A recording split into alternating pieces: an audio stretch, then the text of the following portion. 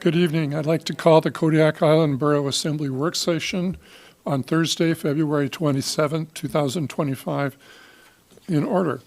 And tonight we have citizens' comments. You can make comments in person, or you can call 1-907-486-3231, or toll-free 1-855-492-9202. And I'll say that one more time. 1-855-492-9202. You're limited to 3 minutes per speaker, and this will be the only opportunity tonight for public comments. Any public comments?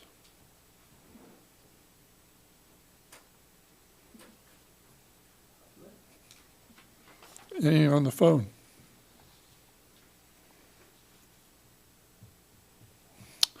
Somebody was supposed to play the Jeopardy music while we do this, but I think they forgot. Okay, we'll start with our agenda. The first item on our agenda tonight is the Village Senior Disabled Veterans Property Tax Exemptions presentations. And here they come. Amy. Thank you. The Kodiak Island Borough Assessor's Office and the Kodiak Area Native Association combined efforts to assist village seniors and disabled veterans to fill out and timely file their real property exemption applications. A total of 6 villages were visited by Assessor Seema Groot and Cassie Keplinger and Penny, I'm going to mess up your last name, Boucher, thank you, with Canna Elder Services in what they refer to as the best 4 days in November. Good evening, Assembly members. Sorry, I was like, we don't have a mayor here, do we? No. In early March 2024, the Kodiak Island Borough Assessor's Office reached out to the Kodiak Area Natives Association Elder Services Director to help figure out how we could better serve our village seniors and disabled veterans with timely filing exemption applications. Canna's Cassie Keplinger and I tried to figure out ways to help. The fact that exemption applications are confidential wound up being a huge obstacle, so we ended up deciding that a visit to each village was the only way to help. After receiving the KIB managers, the Assembly, and Canna's Vice President of Community Services nod of approval, we then announced at last year's Rural Forum our plans to visit the villages. The feedback we received from Rural Forum about our idea was met with so much excitement from those attending and so well received, we began to move forward. Canna and KIB met several times to figure out dates, backup dates, book flights, and create flyers to send to villages to make sure all were informed of our plans. The result, during the 4 best days November had to offer, Cassie Keplinger, Penny Boucher, and I went to Kodiak, Kodiak, Larsen Bay, Old Harbor, Uzinki, and Port Lions. Both Cassie and Penny from Canna's Elder Services are here with me today. They will explain to you the Elder Service Program and how that program was essential in making sure that we were able to get to the right people to assist with village seniors and disabled veterans. Please welcome Cassie Keplinger. All right, so I'm Cassie Keplinger. I'm the Elder Services Director at the Kodiak Area Native Association. So I'm going to give you a little overview of Canna Elder Services and what we do. So Canna Elder Services was established in 2022 as a strategic initiative by the Canna Board of Directors to enhance support for elders in the Kodiak region. Our program is funded through the Administration for Community Living's Title VI program and the Kodiak Community Support Foundation. The Title VI grants provide eligible tribal organizations with funding to deliver home and community-based supportive services for elders, including nutrition assistance and support for family and informal caregivers. Through Title VI, Canna serves our 6 remote villages. So Uzinki and Port Lions, Canna applies for their Title VI funding, and we subcontract with the tribes so they administer their own Title VI nutrition program for their elders. And for the southern region villages, Kodiak, Kodiak, Larsen Bay, and Old Harbor, we directly manage the grant funds and employ Title VI cooks. So currently we have 1 cook in Old Harbor, and we are recruiting for a cook in Larsen Bay. And then since Kodiak and Kodiak have fewer elders, we provide quarterly food boxes instead of weekly meal services. CANA Elder Services offers case management and wraparound services to all elders in the Kodiak region. Our team assists with conducting intakes, accessing resources, completing applications, providing transportation as needed, and conducting regular home visits. Additionally, we have recently introduced adult non-medical chore services and a volunteer program to further support our elders' well-being. We actively partner with organizations such as the Providence Elder House, the Senior Citizens of Kodiak Hospice and Palliative Care, and the Independent Living Center, as well as our internal CANA registered nurse case managers and physical therapists. Together, we have formed an Elder Services Committee, which meets quarterly to discuss upcoming events, new services, existing barriers, and strategies to overcome these challenges. As I have been in this position for 2.5 years now, one barrier in the beginning that came up was property tax exemptions for our elders in the villages. This led to conversations with SEMA on how we can overcome this barrier to meet this need for our villages, or for our village elders. And I'll let Penny take it over. Hello, my name is Penny Boucher, and I'm the Elder Services Coordinator at CANA. The planning process for the property tax exemption travel required extensive collaboration with multiple entities. We held several meetings with SEMA to establish travel dates and set up backup dates in case of weather delays, ensuring that we met the January 15th deadline. Coordinating with Island Air Services was crucial, as their winter schedule limited flights to Akiak, Karluk, and Larsen Bay. Additionally, close collaboration with the tribes, city officials, and CANA village clinics was essential to ensuring a smooth trip. CANA relies heavily on village partnerships to spread the word about events like this, arrange transportation to and from the airstrips, provide a space for elders to complete their paperwork, and assist with homebound elders by coordinating rides to their homes for paperwork completion. This effort was only possible thanks to the invaluable support of the tribes, village clinic staff, and city officials, whose help was crucial in reaching and assisting the elders in these remote communities.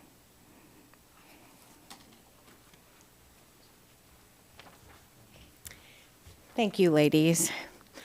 The KIB Assembly for the last few years has instructed the Assessor's Office to do all we can to help as many seniors and disabled veterans apply for these exemptions. We now send out reminder postcards and schedule an Assembly Day to call all outstanding known applicants wherever they may live in the borough. While these help, the majority of these efforts are received by those who live on the road system. Our goal this year was to include villages. The handout, the Excel spreadsheet that we have on the diocese there shows the number of seniors we reached in each village. Of the 6 villages we visited, we brought home over 60% of the applications in 5 of the villages, and 3 of those were over 80%. As you can see from the pictures above me, which you guys can't see because it's not on this side. It's not on this side, though. But, sorry. We met people not only at the government office, but also in their homes, on the road, and even at the airstrip. CANA's help was essential, and traveling with Cassie and Penny allowed for us to be able to contact citizens on that day, as they have an intimate relationship with many of these people. For some, it was a simple reminder that we were in town. For others, it was notification that we needed to go to their homes or meet them somewhere because they were unable to get to where we were. For some, it was notification that we needed to meet them at the Elder House here in town. Contacts were made, address and phone numbers were verified, and applications were stamped as timely filed. Additionally, once word got out, many seniors came to inquire about the exemption program, and we were able to get several new applicants or advise prospective applicants when they could apply.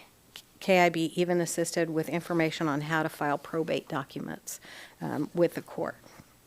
This year, all the villages had a postmaster, but many times important information does not always reach residents timely. We were able to alleviate a lot of the hurdles that village residents have to overcome. So many seniors and veterans were so appreciative that we came, and many others applauded us for taking care of their elders, as you can see from the community response posted online.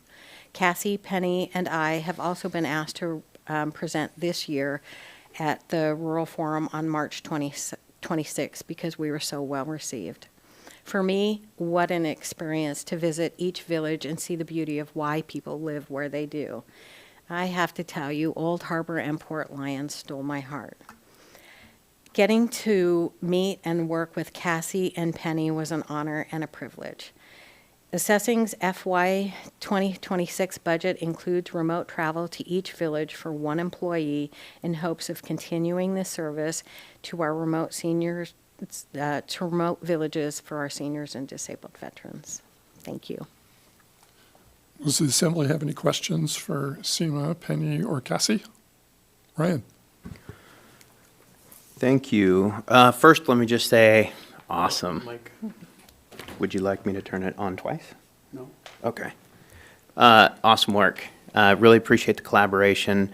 What this shows to me is that as a local government that represents all and not just a few, working with strategic partnerships with CANA, this is kind of the paramount to what I believe can continue to happen in this community, and I wanted to thank you guys very much. My first question that I have to you guys, can we separate out these numbers by seniors versus veterans somehow? Honestly, all but one is a senior. We only had one disabled vet that lives in a remote village. But while we were there, he called almost every other veteran that he knew while he was filling out his to make sure that all of them knew of the program. And most of them were either on the senior list or were not disabled. Okay. The reason for that question, if I may continue, is that I am aware that the Department of Military and Veterans Affairs has a funding mechanism that CANA may be able to tap into with identified veterans who are not receiving benefits. Might be able to, I guess, tap into those funds. Property tax exemption is one of the listed benefits as a veteran, so there might be, again, an additional revenue source. I don't have any other questions other than, again, want to applaud your guys' efforts. I think that collaboration is amazing and really appreciate this and the efforts that you guys put into it. Thank you. Thank you. Assemblymember Whiteside? Thank you. No questions, just gratitude. This is fantastic. Seeing those, all of those smiles, you can just see it in the pictures. You don't even have to come up and tell us how happy they were for you to be there. It's something that I know we've discussed, and we want to expand services to the villages and make sure folks are heard out there and that they receive the same kind of attention that people here on the road system do. So this is fantastic, and to do it collaboratively with CANA is just outstanding. It's really, really neat to see this. Thank you, Kuyanashinak.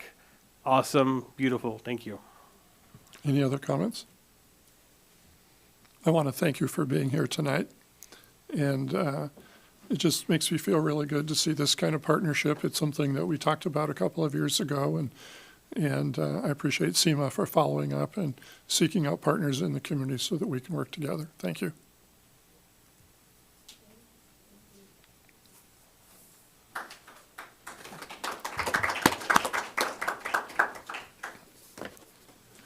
That brings us to agenda item number 2, which is discussion regarding the recycling contract expiration and renewal options. Manager Williams. Thank you. The current contract with Threshold Services Incorporated is set to conclude on June 30th, 2025. All available extension options outlined in the existing agreement have been utilized.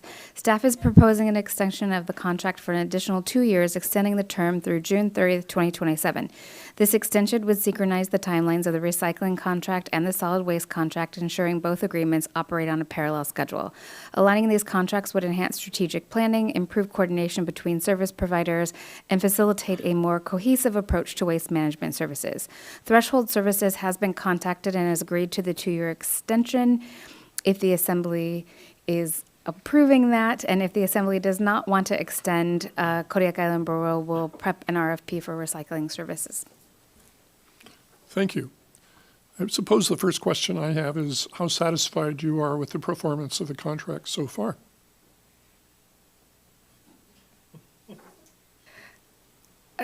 I have not heard of any problems with the contract. Patricia, are you aware of any problems? Or Jenna, do you know of any issues? No. I think, yeah, in general, people that recycle really enjoy the ability to be able to recycle. We haven't heard any complaints about the recycling program at all, if that was your concern. Well, as I read through the contract, there were a lot of financial stipulations, and it was a pretty detailed contract, and I was just wondering if the Assembly, in the full spectrum of the agreement, if we're satisfied. The contract is set up so that the Assembly is supposed to see how much we're paying threshold each year, and that's in accordance with the CPI changes. And so outside of that, there hasn't been a lot of discussion at the Assembly level about this contract. I remember when this contract went into place and we were thinking about not recycling because it's cheaper to not recycle. Recycling costs us a lot of money. And the community showed up. I showed up and I was like, I want to live on an island where my daughter can be taught to recycle. And then Mayor Roberts at the time said, I think the important thing to remember is this is not a ledger issue. This is what's right to do for our island community regardless of the cost. And I think that pushed it away from not recycling and over the finish line of recycling. So I would guess if we were going to suggest that we weren't going to recycle, we would get that same kind of community response. And I think the question tonight is it worth it to align the solid waste contract that will begin on July 1st, 2027 with our recycling contract? And what that would do would allow us, when we go out and look for a new solid waste contractor, we have the option of including recycling with that contract. And we can do that either way. We could go out for an RFP for just 2 years for recycling and then still do that. So we have a lot of options. This is the easy button option for aligning those two dates. Thank you. Comments?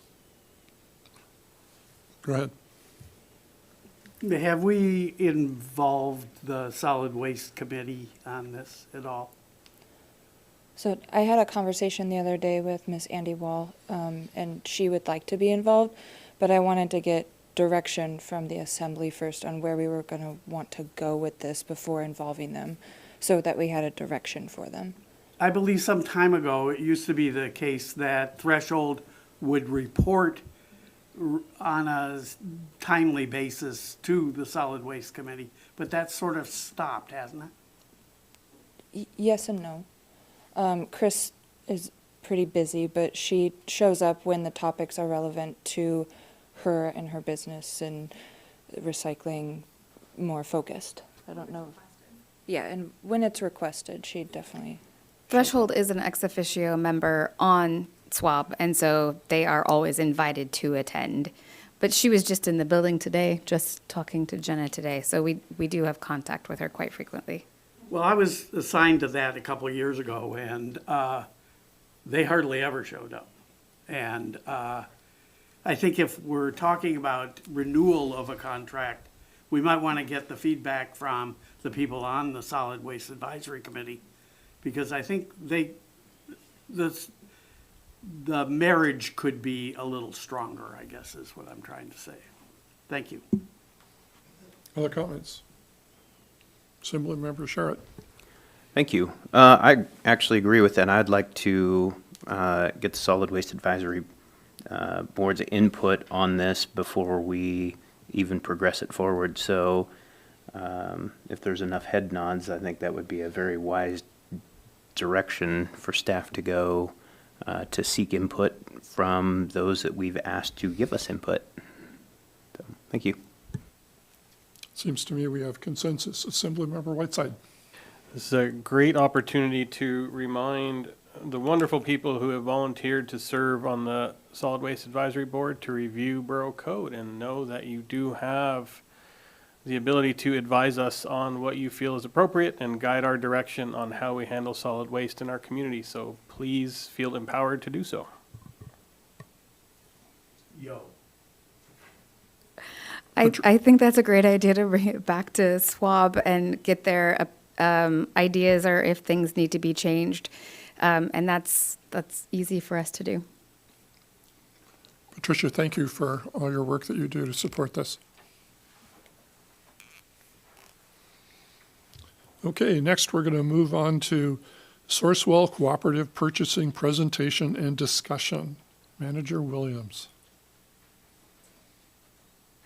Thank you. Sourcewell is a government cooperative purchasing program that offers a streamlined and cost-effective way for local government entities to acquire goods and services. This program enables municipalities to leverage collective buying power, ensuring competitive pricing and efficiency in procurement processes.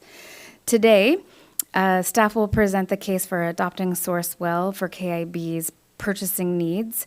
Our environmental specialist, Jenna, is here tonight to review the cost savings, time efficiency, compliance and transparency, access to a wide range of vendors, and flexibility and scalability of the program. And she has presented us with a slideshow.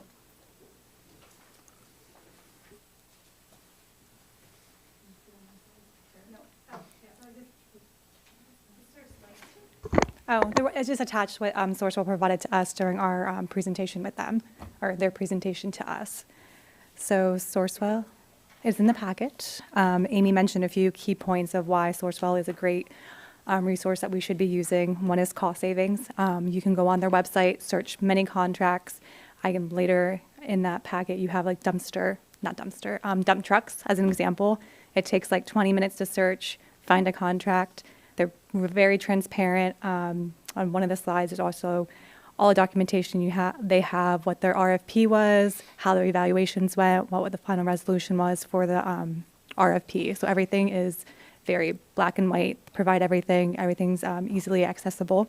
So it saves time by staff not having to go out to bid, writing these documents, and then doing that whole process. So it kind of alleviates that cost savings. Again, time efficiency. You can search something in 20 minutes compared to writing an RFP or an invitation to bid. Compliance and transparency, like I mentioned earlier, the website has everything you need. It's pretty straightforward, has all the documentation, tells you the costs. Another cost-saving thing is almost all of the contracts or proposals, you get a cost savings with them. So you're saving money and also limiting that process that we usually have to do. There's a wide range of vendors. One nice thing is they do proposals, and it's not just a sole source vendor that could win. You have multiple options that they evaluate and say, okay, these are the vendors that you can use. So they could have cat dealers, they could have case dealers, they could have Bobcat. I'm focusing on heavy equipment because that's what the landfill needs. So you have all these different options that organizations can go to and pick based off their needs. So if our landfill wants to try to get all cat equipment, because if we bring a mechanic down, they can work on all of our equipment instead of just one piece of equipment. That's very beneficial to us and saves us money in the long run. So you have that option to kind of not pick and choose, but see what's available and what meets your needs and not just be stuck on one vendor. It's pretty great, in my opinion. The municipality of Anchorage uses it, Kenai Peninsula uses it, North Star Borough.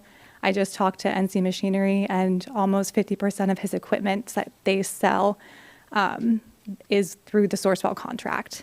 The state of Alaska also uses Sourcewell. Their statute allows us to use this. Our code, however, does not say we can or we can't. So there's that little bit of gray area and kind of just direction if this is something that we can start using. For clarification, because I do want dump trucks, and that's kind of why I did that example. And if I don't have to go out to bid for that, and I can actually use Sourcewell, that would be great time savings and cost savings, but just need a decision. I was told to kind of come here and ask if you guys would like a presentation actually done by Sourcewell, or if we can kind of just move forward with this, or how you guys would like to proceed.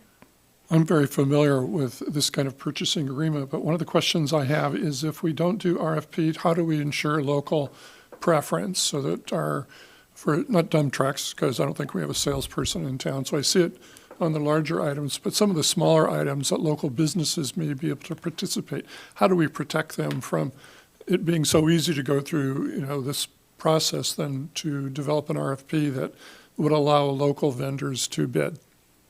That's a good question. Some Ooh, I'm not sure how we could write that in there.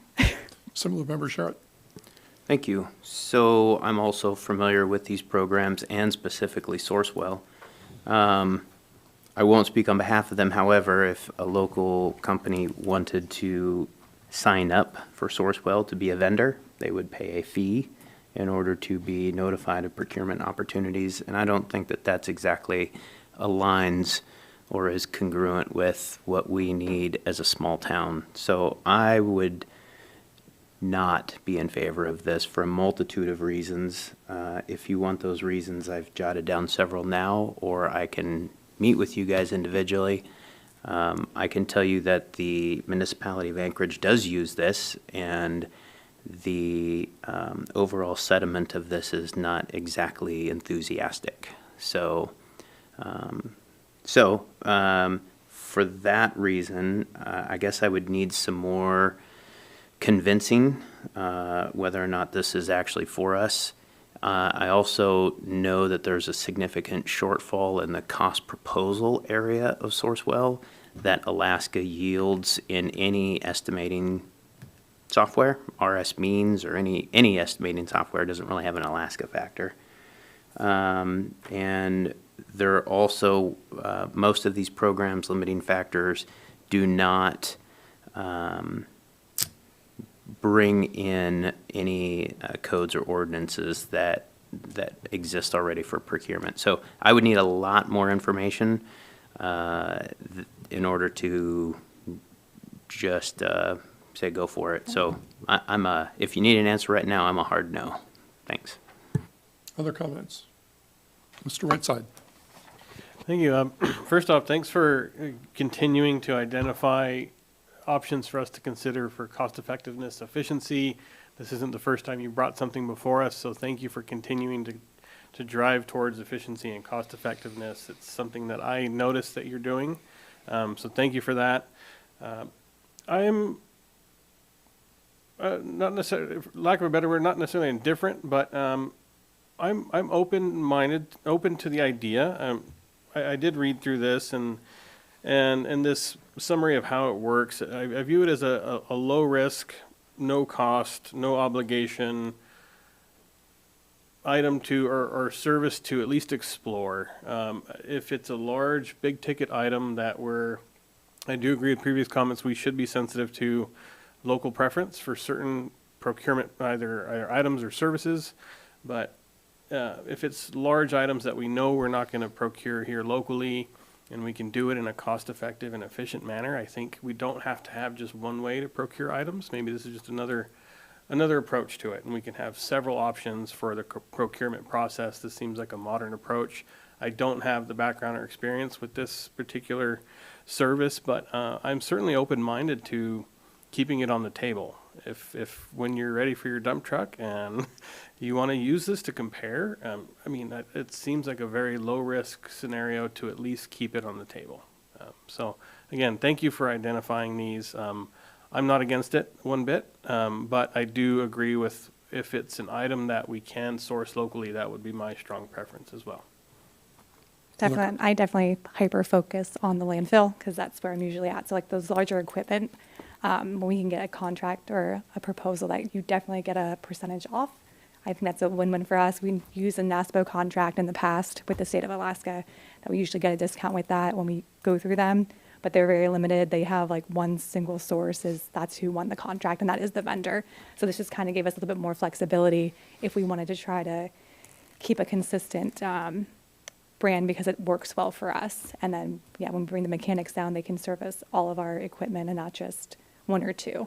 So I definitely, I'm hyper-focused. I understand your guys' comments and concerns because this totally makes sense. Dr. Smiley. Is there a chance that you could put together a proposal from somebody outside of Sourcewell and Sourcewell and compare the two for something like a dump truck or something that you can define and see if you're really saving that much money? Definitely. So the dump trucks, I used somewhere in here. Last page, yes. So RWC, I originally reached out to them when I was looking to see on costs for dump trucks for the landfill. This is before I knew about Sourcewell. So they gave me a quote. It was a little over $200,000. Then we found Sourcewell, then the 31% off a portion of that dump truck, and we definitely got some cost savings in that. Okay. But I can do more equipment so we can kind of see and compare as well. That's a big savings. Yeah. I heard during some of the discussion, I heard no risk, no commitment, no cost. Are those three statements correct? Yeah, so you can sign up for free. We can use the programs. Like, I can go in right now, pick something. If I find something I like, I reach out to the vendor, and then when we do our purchase orders, we just have to use the contract number in our purchase order. Or that's what they made it appear. It was super easy, cost effective, low maintenance kind of vendor. I don't want to say vendor, but resource. So technically speaking, if you needed a dump truck, you could look up Sourcewell. And in many organizations, they require 3 to 4 quotes before they would pick a price. So let's assume that we went with this and you looked it up and you saw a price. Would you still be required to seek other quotes to compare? Or would you automatically assume that this is the cheapest price available? Nope. So they have, like for the dump trucks, they had 35 proposals. They go through that, evaluate all of them, reject if those proposals did not meet their specifications, and they only recommended 17. So when you go on there, there's 17 options that you can look through, and then you can go and choose, well, not choose, you should evaluate all the different 17 if you want different pricing to see what the lowest bidder is. But the nice thing is, though, too, like I mentioned earlier, organizations can use that tool to also see what's out there and get what best fits their facilities. And just so I understand this completely, the organizations that participate that may be active vendors, they would have to be signed up. So if I sold dump trucks and I wasn't a part of their organization, my bid wouldn't be a part of what they said. Is that correct? So I would assume yes. So like enterprise or like CAT, if I was looking CAT Dozer earlier, so I typed in Dozer, came up what organizations had it, and it clicked CAT and find a vendor, then it showed you all the vendors in Alaska that you could use. Okay. And I'm not personally opposed to this because there's no commitment. It would just seem like it could open the door to poor practice if we weren't keeping a close eye on if it became too casual. Assemblymember Sherritt. Thank you. Thank you. That's one of my concerns is the casualness, but also the decisions are not as transparent within a program versus the public process. And I think that we, as a government entity funded by taxpayer dollars, need to remain as transparent as possible. So I'd be interested to know what the public access looks like through this example. Can the public log in and see what we bought? And if they could not, then again, I would still stand on a very hard no for our transparency and procurement processes. Assemblymember Johnson. Thank you. I mean, I guess to that point, though, it would still be transparent and public because this purchase order is still coming before the assembly for a vote. So I don't know. I guess maybe I'm the lone one out here, but as a municipal employee who has to deal with regulations all the time, any opportunity for somebody else to do some of that work and cut down on the red tape and to make it more efficient, I'm all for. I use multiple programs like Sourcewell to daily to get what we need. So I have no objection at all to it. I understand the concerns, but it's just in my mind, it's just another tool in the toolbox that you can use to help make informed decisions when it's time to purchase things. So for whatever that's worth, I say great find. I think I have Sourcewell bookmarked on my computer as well. Thank you. Mr. Ames, do you have any comments? Mr. Ames is online.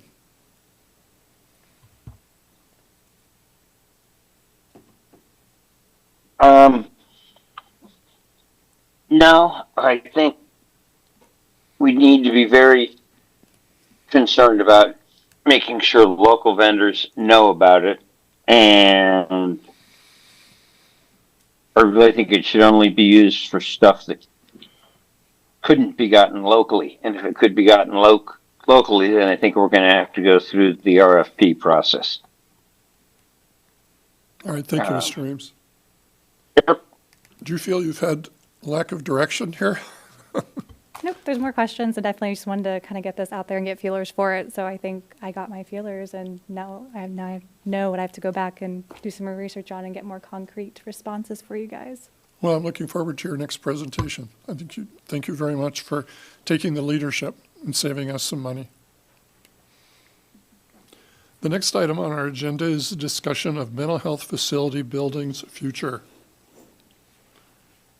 Manager Williams. Thank you. The demolition and abatement of the mental health buildings has been contracted and is currently underway. This project involves removing all finishes and materials from 2 existing apartment buildings down to the bare studs and structural plywood sheathing. This includes the removal of plumbing, electrical systems, associated conduits, piping, doors, windows, and the roof fascia, soffit, and roof canopy down to the plywood sheathing as well.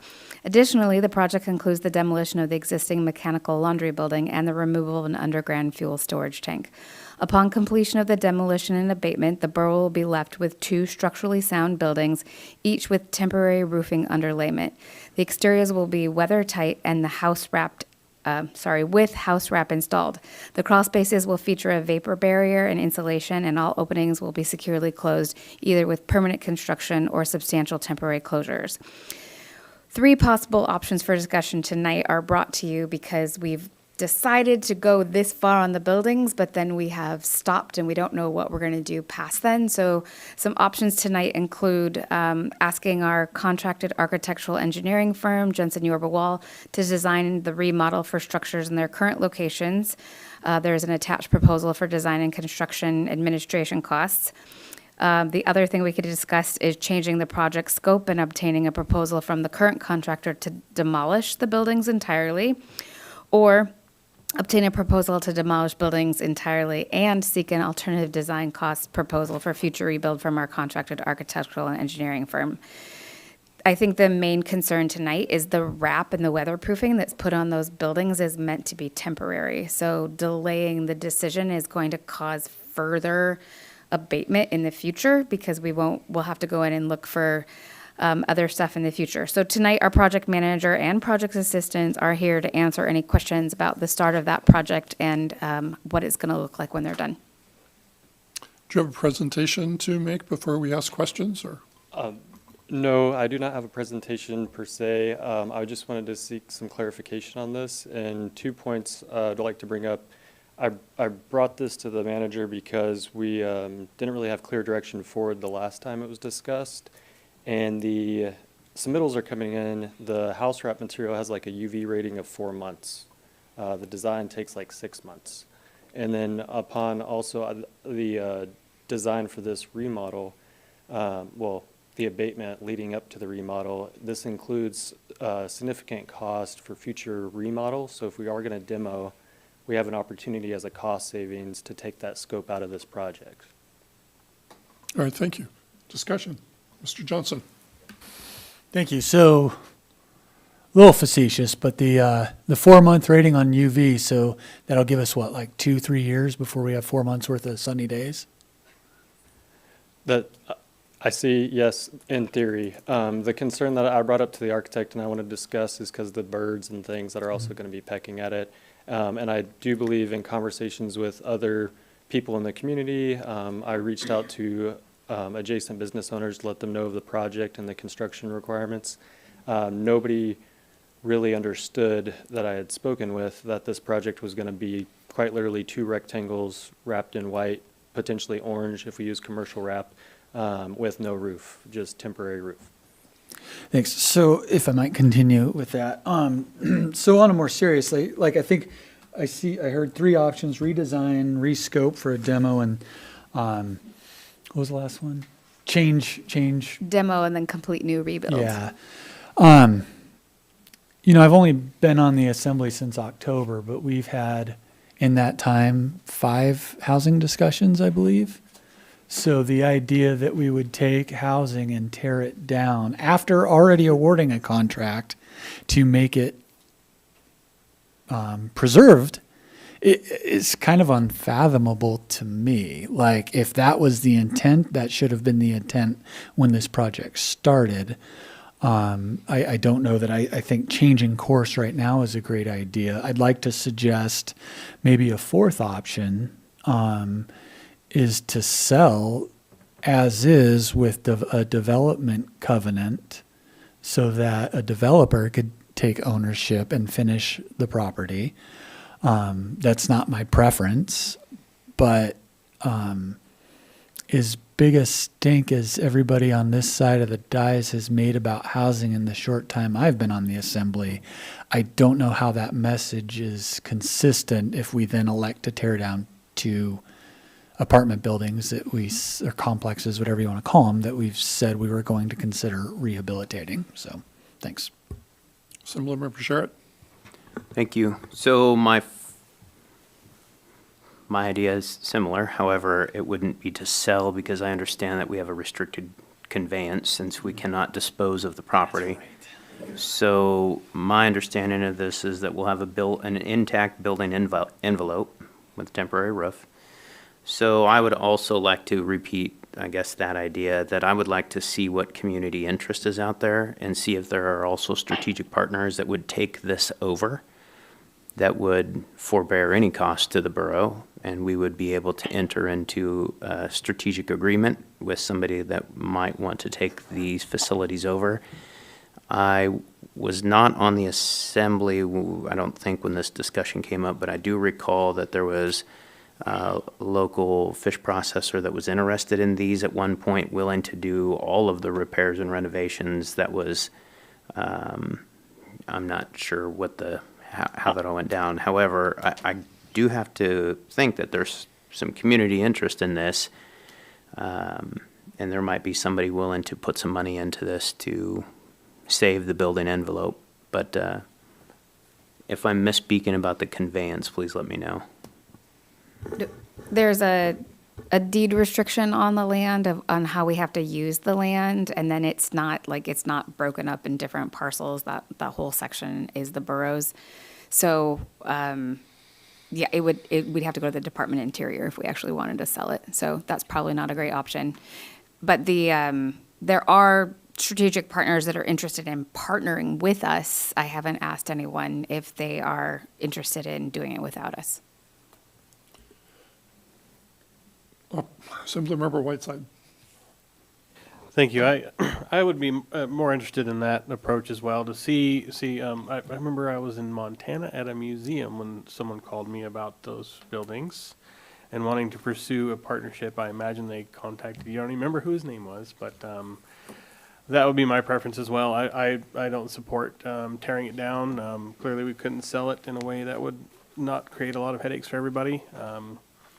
I'm also not. I don't know how I feel about using taxpayer dollars to develop it into housing, while fully acknowledging I want more housing in the community. I would be more interested in, if we did pursue something housing related, that it was through a partnership, and that'd be fantastic to me.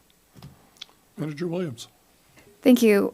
We do have $4.7 million of ARPA money that does not have a deadline on it, that is still ours to use in the public's best interest. So just planting that seed when we're looking for funding for this project. Dr. Smiley. I'm in favor of having shared development of this with a partner, but also keeping the borough involved in it. Would like to make sure that we have a say in how part of that housing can be used. I think it's kind of too late to demolish it after what we've already done with it. And I think that the deed restrictions are significant enough. We don't want to step in that pot particularly. Thank you. One of the comments I was going to make is that I know that in previous employment, many districts are building houses with federal free money for teacher housing. Our district has never applied for it because we didn't want to get into the housing business, but many districts. So there are, and I don't really know what's going on, where the money comes from down south, but it might be that if we get busy, we can find some sources to actually build them and make it happen. Also, just because it's on my mind, you know, you have a high school right next to those. And I hope when you close up those buildings, you understand that they're really attractive nuisances for young people and other people that are not young people that might use them. And just keep that in mind. It's not so much the neighbors, it's the kids who are neighbors. And just, pardon? It'll be plywood doors. We had that discussion already, the construction barriers. There's a decision to leave, there'll only be one entrance and access, and I think it's going to be one door, no windows. One of the leaders of the class of 1988, when I was a principal, showed me 24 ways to break into Kodiak High School without doing any damage. So good luck with plywood doors. Some of them are white side. I glanced at the end of the dais when you made that to see if someone turned red, but he did not. Through the chair, Madam Manager, could you expand, and please forgive me if you already did this previously, the ARPA funds, the amount, and what are potential uses for? Oh, geez, it's how embarrassing. Right next to me. That's all right. You're not the one who forgot about the deed and public health and mental health trust and everything. Yeah, I gotta go to the executive session.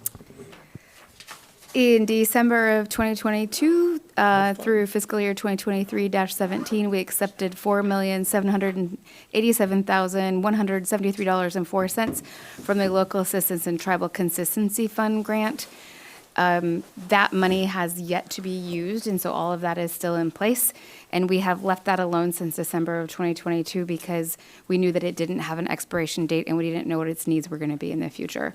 So that money is available. It has almost exactly the same restriction on it as all the other ARPA money did. So I would have to consult with the finance director to get you more details about that. But that's that Local Assistance and Tribal Consistency Fund. Thank you. Through the chair, follow up.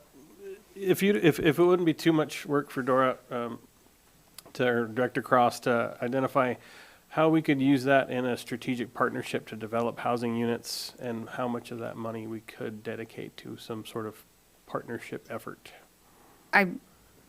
Without even having to ask her all of it, Okay. That's totally up to the Assembly's choice on how you would want to use that money. I have had a couple of different organizations already ask, and then there's a mix of they want to have money and then they would have access to so many units because they gave so much money, or they want to give money and just have the like without an actual request, just to make sure that we add those.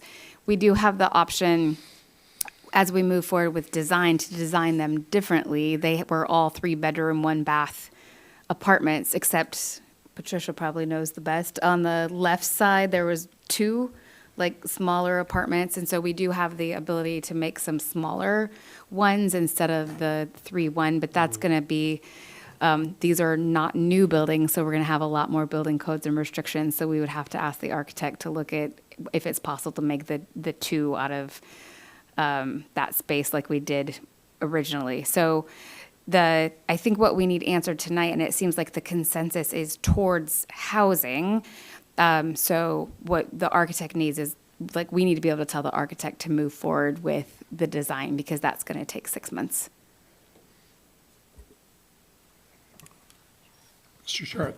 Thank you. So I want to make sure that I am careful with my word selection here. My consensus is not necessarily towards housing. My consensus, or my suggestion rather, whether it has consensus or not, is still to be determined, is to find a strategic partner that would take the facilities as they are and come up with a use plan, not including the $4 million ARPA money. I don't want somebody to look at this and think that, you know, they've got a almost $5 million grant to do whatever they want with these buildings. I would be remiss not to say that I'm going to be financially conservative until we understand what's going on with one of our more significant facilities that we just received back on spending money. So I would be open to proposals or ideas from strategic partners that are willing to accept the terms of the borough holding the land and the envelope, and them putting in funds to create whatever it is they're looking to create, while the lands and the lands are retained by the borough, and there's some form of what we would know as a public-private venture, or PPV, for the use of those facilities. So, thanks.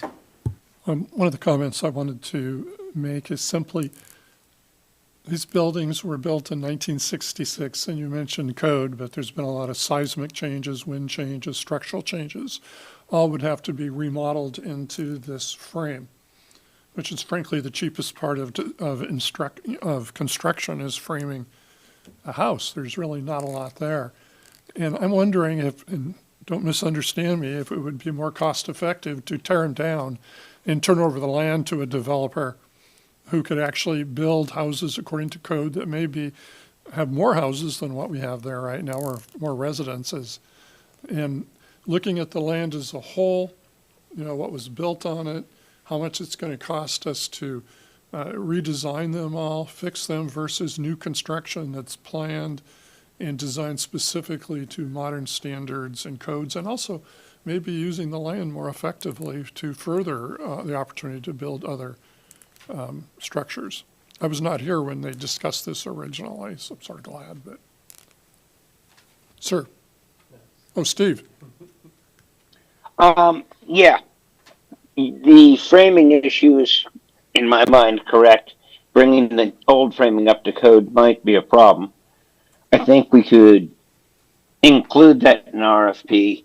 Now, I have a question, I guess, for engineering. Pretty much before the houses could be demolished, all the abatement work had to be done, except for like the copper pipes and wiring that has been chosen to put in this contract. But the actual abatement part has to be done before the buildings could efficiently be torn down. Is that correct? Partially. The abatement work regarding the hazardous materials, yes, that needs to be done, but the scope of work of this abatement and demolition project extends into much more than just the abatement alone. We're going to completely demolish all the electrical, all the plumbing. It will literally be studs, sheathing, and then they start to add new insulation, new underlaminate, which they're looking at repurposing and using for future use, abating the crawl space, lining the crawl space, insulating the crawl space, preparing for future use. And so another point is we do have the cost proposal and the ROMs for future development that we got back in October 25th of 2024. And so it's the total project remodel, they're estimating about a $9,478,606 cost on the estimate. And then you have the $415,910 design proposal that we have before you. And that's kind of where I don't want to leave this where it's a shell and then we have to re-abate mold or have some other future issue, because the engineers and architects are telling us 6 months for a design. So this would be a 2026 bid for construction. I'm sorry, I missed the first figure that you gave. I got the architectural one, but the one before that. 9.5 million if we round up. 9.5 million to develop these into usable housing. Yes, because they're going to require a lot of, as you say, code improvements. We're taking out all the mechanical equipment. The mechanical building goes away, so there'll be no hydronics, no heating. So all that has to be redesigned, and then because if it is housing, there's additional designs that are required for life safety. So how many units do we have there right now? I think right now it's it's vague because it's the building 102 is one long building. So they're not really divided in any way. But it's split up 1, 2, 3, 4, 5, 6 two-story buildings. 1, 2, 3, 4, 5, 6, 7. So 7 two-story, 6 two-story. So we're paying over $1 million a unit? That's why I wanted to bring this to everyone's attention. I didn't know if we all were given the same information that I was reading. I see Assemblymember Sherritt's hand up. Like policing taxpayer funds? Sure, I'll take that. So if I wasn't clear enough, I'll try and be a little clearer. I am not for even moving forward on a redesign task order to our design company until we seek the validity of any public partners. If we get no public partners, then we will obviously need to have a very enlightened conversation about $10 million proposed cost versus lower disposal and demolition cost. So, but again, I think what I've at least heard is no one really wants to tear these down right now, and we don't really want to commit to a $9.5 million obligation right now. And so I think, at least from my perspective, I'd like to see what the public-private venture could yield for us. Manager Williams. Thank you. So just for clarification, would you prefer that I went and asked who our likely strategic partners would be if they want to partner with us? Or are you looking for an RFP to go out for complete takeover? What's the preference there? Go ahead. So, again, in the method of transparency, there may be people that are willing to invest in this that you might not normally ask. I'm not saying that this organization would, but maybe the boat museum place. I'm just saying, there's a bunch of people that you might not ask. So I'm not sure the best way to do community outreach for this, social media. Maybe we can get the newspaper involved in a potential article or write-up about it. I don't know. That's not my area of expertise, but I would be very cautious in selecting only a couple that we might only, on the surface, think would be financially ready for that. All right, thank you. Go ahead. The only concern I have, Madam Manager, is that when we reviewed that deed the last time, it's school, healthcare, Borough Indian Affairs, BIA. Those are the only 3 uses that were allowed for that. I have that in my files, so we can dig that out and relook at exactly what that says. We asked our federal delegation to determine if housing for our main economic driver was an appropriate use and according with the deed restriction, and we got a very vague answer back. But the clear answers were both education and healthcare, because they want that land to be offered to everyone, the use to everyone, and they wanted to make sure that it was a public process, and we had to be able to tell them the dates that we put it out there, and we talked about it in public, and then the uses that were automatically approved were healthcare and education. Thank you. Mr. Whiteside. Thank you. Through the chair and through the manager, what would be your suggestion for us to near term, if you're comfortable with the question, given there's quite a bit of discomfort, myself included, with that very high estimate for turning these back into housing units, what would be your suggestion to us in the near term to make sure we're not going to, or to prevent further needs for abatement, to buy us some time? Is there another option that we don't have in front of us that you would recommend we consider? I don't necessarily have a recommendation. I was just merely sharing the facts of the situation. And if the decision was ultimately to demolish the facility, we have a potential to save a lot of money by not reinvesting into something that we're going to tear down. And or if we are going to reinvest into it, but we don't have a time that we plan to rebuild, It's either going to be an extremely large maintenance cost of making sure that A, it's not being vandalized, there's not transients living inside, or B, the materials that are being used aren't deteriorating and it's raining inside of that building. So those are my main concerns that I want to bring before you, and then share that we did have a proposal ready if that was the path forward. And then, of course, be transparent with the estimates on what the anticipated overall cost was going to be. Yeah. Thank you. Well, just my own comments. There's no way that I would want to authorize $10 million for these units.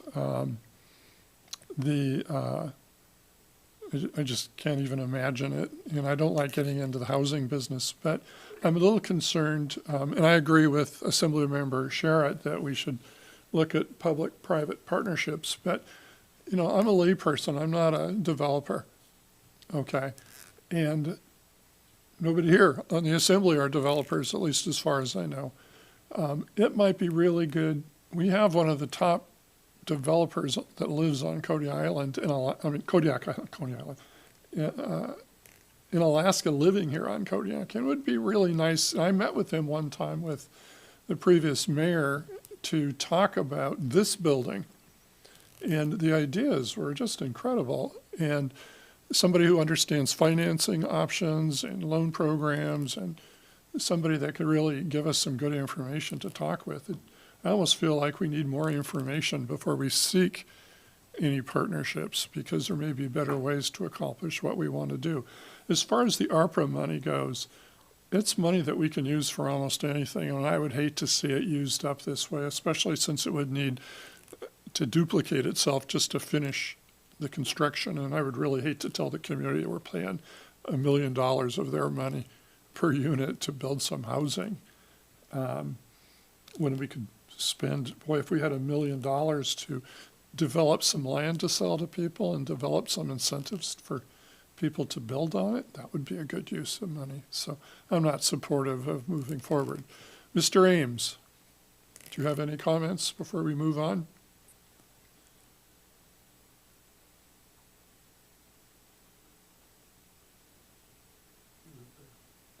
Okay. Any other comments before we move on? Let's see if I can fire up my computer here. It let me down at the worst possible moment. I do have one question. Go ahead. Madam Manager, with seeking public-private venture or other opportunities, do you have any concerns or any questions that would help illustrate what we're trying to look at here? I think as we seek public-private partnership, we're just going to have to be very transparent on what the deed restrictions are and what we can use that land for, and that the borough wants to keep the land. And so I don't think that's uncommon that the government entity wants to keep the land. And so I think that we can work around all of that and just see.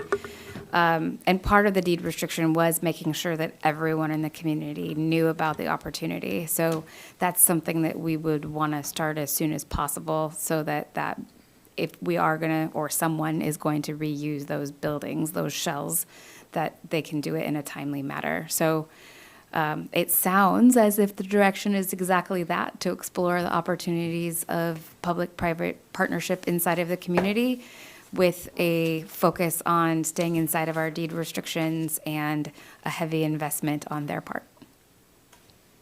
Assemblymember Smiley. I'm confused by this figure of $9 million for 13 units. It seems like that's outrageously high for a community where you're talking about $450, $500 for a 3-bedroom, 2-car garage house in town. It just seems outrageously high, twice as high as it should be, according to my family kind of views on the price on things. I know I'm outdated on a lot of this, but can we find another way of doing it so that we don't have to pay these exorbitant prices? So I can only speak for clarification on the prices itself. The 1 million, these are the estimates from the ROMs, rough order of magnitude. We already know that we're $1.2 million into this overall. And so that's the beginning for the abatement demo.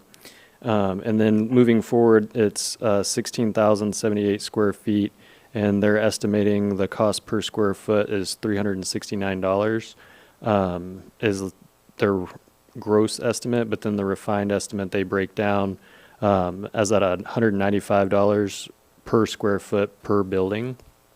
And so they're getting the $5,709,910 at that estimate. And then there is, of course, the engineering, the construction administration, and special inspections, and then the electrical servicing, permitting, and everything else, which comes up to the other $2,365,770. So, or outside of your abatement, they're estimating a little over $8 million. Are there other contractors who would do it for cheaper? This is not a contractor's estimate. This goes through a professional estimating service, just to tell us based on the scope of work, the square footage of the facility, and then breaking it down into the most user-friendly and code-compliant situations, which would be Building 101 would consist of 8,258 square feet with 4 3-bedroom units and 3 2-bedroom units, so that's 5 units total. Building 102 is 7,342 square feet with 3 3-bedroom units, 2 2-bedroom units, and 2 1-bedroom units. So that is 7 total. And so when we look at that, you're getting 12 total units for $9 million or $9.5 million. Yeah, I'm not in favor of spending that kind of money. Mr. Ames? Yes, thank you. Those estimates, I'm assuming, were if the borough did it, and so then you're getting into Davis-Bacon wages and a lot of other things, which is why I would be in favor of a private partnership, which would not be encumbered by all those restrictions, and could probably do it for a lot less than if the borough did it itself. I also don't think the borough should put that kind of money out. And I don't think the borough should be in the landlord business of having to run those units. So if they're going to be used for housing, I would definitely want to look into a private public partnership. And thank you for letting me speak. Thank you. One point of clarification, this does not take into account Davis-Bacon wages or prevailing wages, Title 36 with State of Alaska. This is purely dollars per square foot on this cost breakdown. Thank you. And I've worked a little bit with Davis-Bacon, and they pay very, very close attention to anybody that tries to get around Davis-Bacon by developing these kinds of partnerships. They keep a close eye on it because it's the first thing people do when they want to build something. Thank you. I appreciate you coming here tonight, and I know you've been put on the spot, and you did very well avoiding any specific recommendations on your part, but you've really enlightened the assembly. And it's clear that we have a lot of work to do in a short amount of time. We've got a 6-month window to make decisions here. And so I'm sure we're going to be talking about this a lot more in the future. All done with comments, sir? Sorry. Real quick. Thank you. I'll make it as quick as possible. So that this doesn't fall by the wayside, can we see if we can get public comments back within 30 days and this be back on the agenda within 60 days, just so we've got some actual time hacks on this? Because I do not want this to just fall by the wayside. I agree with your timelines. I'm confused about your question on public comments. Do you want us to, are we public hearing? Interactions with potential stakeholders. I think we can get all those back within 30 days and then get this back on the agenda 30 days after that. Yes. Thank you. That was pretty good. Okay, we're going to go to packet review. First on the packet review is ordinance number FY 2025-02A, amending ordinance number FY 2025-02 fiscal year 2025 budget by amending budgets to account for various revenues that are over budget, providing for additional expenditures and moving funds between projects. Manager Williams. Thank you. This ordinance presents the net changes for additional funding requests which occurred during the current fiscal year for items or circumstances not known or expected during the initial creation of the fiscal year 2025 budget or project estimates. There are two sections, funds, which do not include capital project funds. They are accounts established to account for the revenues and expenditures of money with a specified purpose. The following funds are being changed with this budget amendment. Fund 100, which is the general fund. Fund 530, which is the solid waste collection and disposal fund. Fund 540, which is the hospital facility fund. And Fund 555, which is the Kodiak Fisheries Research Center.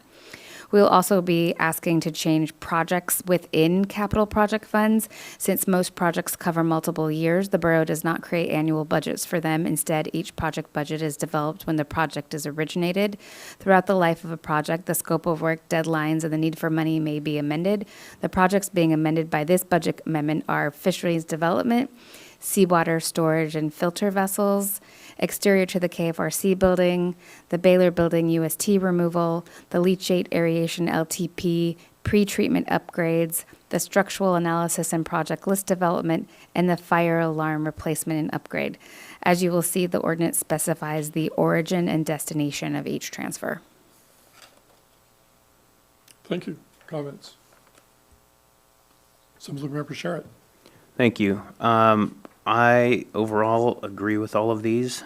I don't have any significant concerns except for the $692,000 hospital expenditure for the fire alarm upgrades. And I know that there's a larger conversation to be had with regards to how that account is handled or managed. And so I guess what I want to do is I want to voice my support for this, but I want to urge us caution for this hospital expenditure and hospital expenditures moving forward. I'm significantly interested in the hospital dollars. Thanks. Thank you. Any other comments? Mr. Ames, I don't see a hand up, but I want to give you a chance to comment if you choose to.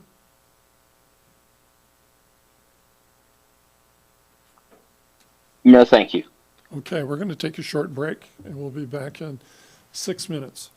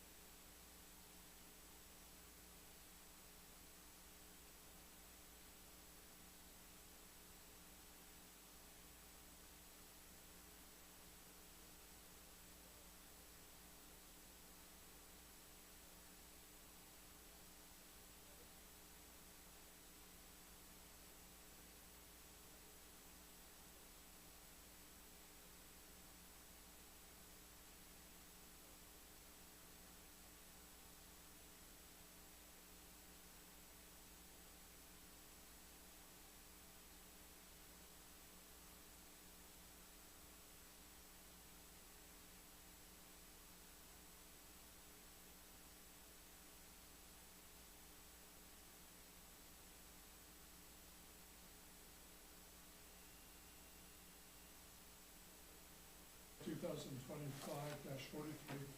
multifamily facility elevator modernization, TK Elevator Corporation, in the amount of $677,804.45. And Patricia, I hope you know what the 45 cents is.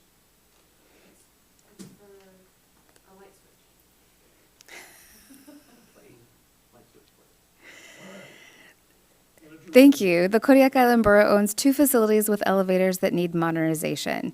The first is the Providence Kodiak Island Medical Center, and the second is the Kodiak Middle School. Both locations have endured multiple shutdowns of the elevators due to malfunctions and have system replacement parts that are discontinued or becoming extremely difficult to procure. Modernizations were selected as the most cost-effective way to both conserve the existing infrastructure and provide safer, more reliable elevators to the end users.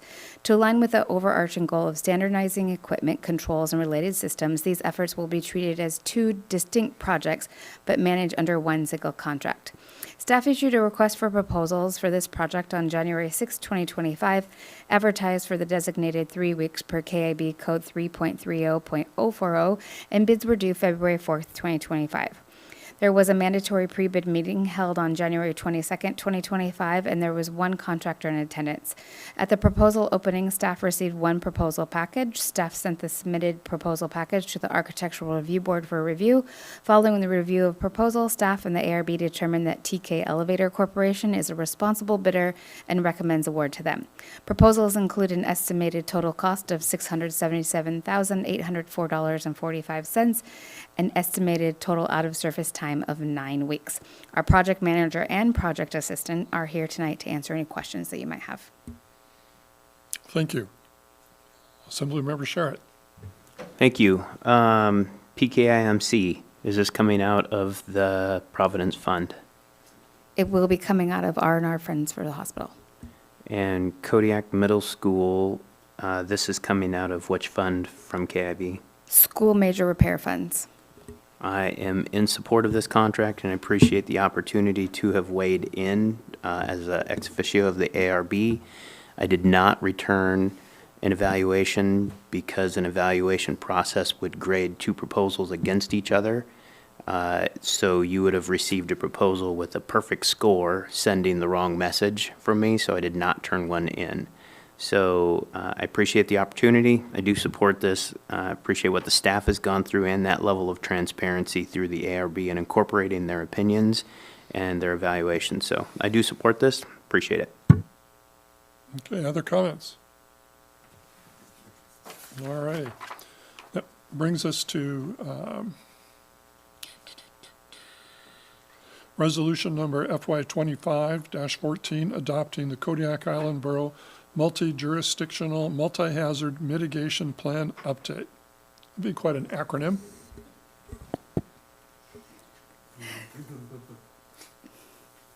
Are you ready for the staff report? Yes, ma'am. All right. The Community Development Department has worked over the past year to draft the hazard mitigation plan for the borough and jurisdictions within the borough. A hazard mitigation plan focuses on mitigating potential hazards by reducing risk and potential impacts of hazards such as loss of life and destruction of property. The previous borough hazard mitigation plan expired in November 2024. The final draft plan included a public participation component that included in-person and online public meetings, a public survey, and a 30-plus day comment period of the draft plan. The plan was drafted pursuant to the requirements of the Alaska Division of Homeland Security and Emergency Management and the Federal Emergency Management Agency. Once adopted by the Assembly, the plan will be distributed to all of the cities within the borough and to the Alaska Department of Homeland Security and Emergency Management for review. I will also go to FEMA for review and approval. Once approved, the borough would be eligible to apply for hazard mitigation grant, similar to the grant that was approved for the hydrology and hydraulic study for Russian River and Sargent Creek. The final draft plan was available via link. And I also want to take a moment to give special thanks to Joe Grockmall, James Dixon, Bronwyn Curry, and Mr. Chris French, who's here tonight to answer questions. This team put in a lot of effort to update the old plan into this new document. So thank you to you and your team, Chris. And if there's any questions about the plan, your subject matter expert is here. Chris? I do have a brief presentation. I think I won't cover it in full detail as I will for the regular meeting, but we'll cover it briefly here. Again, we're here to discuss the update to the hazard mitigation plan that was originally adopted by the borough in 2019. Next slide, please. So what is a hazard mitigation plan? We get a lot of confusion about hazard mitigation plan from emergency operation plan. So hazard mitigation plan is here to try to reduce or eliminate risks of certain hazards that could potentially impact a community, whereas an emergency operation plan is the actual response to an event or an emergency. So what we're looking for in a mitigation plan are what are things that we can do to try to minimize potential loss of life or damage to property if a hazard or a hazard event was to occur. Next slide. So for the planning process, so we organize in several different things that are outlined in detail by the Federal Emergency Management Agency in terms of how hazard mitigation plans are put together and conducted. The main purpose for hazard mitigation plans is to involve the public, have them have input into the process. And so that's one of the major things as part of the planning process is that we try to do our best to get the word out on plans, get the public involved. So for example, during this process, we had a survey, we had public meetings, we had a more than 30-day comment period on the draft plan to give the public enough information to be able to provide comments. But when we're talking about the hazard mitigation plan itself, there's a lot of things that are mandated by the federal government in the state of Alaska. The information that's in there, like what kind of hazards is the borough at risk from, explain what those hazards are, how they function, what that risk could be, what the risk assessment. A lot of that is provided for you by the federal government and federal agencies as well as the state government and even state agencies as well as University of Alaska, for example. So a lot of that's covered for you. What we're really looking for in a hazard mitigation plan are the action steps. So there's a table of action steps in the hazard mitigation plan that talks about certain projects that could take place or maybe should take place to help mitigate disasters in terms of damages and loss of life. So that is one of the main things that we look for when we're looking for comments from the public. So, and we received quite a few different comments from the public as well as from other municipalities within the borough. Next slide. So we have 11 types of hazards that have been outlined by the federal government in the state of Alaska stating that could impact the borough. I won't cover all of them, but they include some of the ones that we're familiar with, like earthquakes or tsunamis, severe storms, things like that. Next slide. So in terms of the layout of the plan, it's pretty well set by FEMA in their guidebook for how to construct a hazard mitigation plan. So we go into things like an introduction of hazard mitigation requirements that the federal government and the state of Alaska require. We talk about what that adoption process is, which we're in part of that today. Community description, which is background of the community. We talk about what our planning process was, what were the public events that we had, public input into the process, such as surveys and those kind of things. We talk about hazard profiles, which are things that we receive. So they basically do a profile for each type of the 11 hazards and how they could be impacting the borough, but we explain how those hazards function. So a lot of that stuff is scientific information. If you see in this particular hazard mitigation plan, we have multiple pages, bibliography of the sources on all different types of hazards and hazard impacts. Next section 6 deals with vulnerability analysis. Again, that's something that we look at. Are there critical facilities, how they are impacted by potential disasters? What are some of the risk assessment there? We talk about a mitigation strategy. What are we trying to mitigate from a specific disaster? What are some mitigation steps or goals, actions that we can take to actually mitigate that disaster? We have plan maintenance. It's something that's required that we have to explain how we're going to maintain the plan over the 5-year lifetime of that plan. In other words, as part of ours, we have an annual review. We also are required to do an immediate review after a hazard event. So those things are all spelled out in the plan maintenance section. And then our appendices talk about all the public process pieces. And we provide the full survey responses, all these different things that we've got is all put in the appendices, as well as the bibliography and hold discussions of plan maintenance and how we reach out to other communities in the borough for their hazard mitigation projects as well. In terms of the adoption process, I think the borough manager pointed out how that takes place. My discussions with ADHS and EM about this, what their recommendation was, have the borough review the resolution and adopt it, and then send it out to the other municipalities within the borough, send it to the state, and then also it would go to FEMA. This way we would have a step up in terms of the approval process, and we can get hopefully an approval through the federal government more quickly, so we can apply for potential hazard mitigation grants. A good example of a hazard mitigation grant that we're currently using is the one for Sergeant Creek and Russian River. That is a hazard mitigation grant project. And that's the kind of projects we're talking about when we talk about hazard mitigation actions. So if you have any questions, I'll be happy to answer those. Just a quick question, Chris. Does this include the whole archipelago, all the villages, the hazardous plan? Correct. So it does include all of the villages, includes all the what we would call municipalities in the state. The state requires all municipalities to adopt a multi-jurisdictional plan. It doesn't mean that your plan's not active if, say, one of the cities doesn't adopt it. It can be active for the borough. What it means is if, say, the city of Ozinki didn't adopt the borough's hazard mitigation plan, it just means they can't apply for grants using the borough's hazard mitigation plan as evidence or support for their grant application. And could they develop their own if they chose to? They can. So the city of Ozinki does have their own hazard mitigation plan. They were kind enough to let our staff look at it because it was happening about the same time as we were beginning this process. So we did review theirs. We also incorporated quite a bit of their particular projects into the borough's hazard mitigation plan as well. So an example of something that you'd have in place would be like the sirens or the tsunami. Correct. Signs around town for high ground, that kind of thing. Correct. Those can be projects that are hazard mitigation. I mean, sometimes the actual implementation of them may be part of the emergency operations plan, but quite a few things can be hazard mitigation related.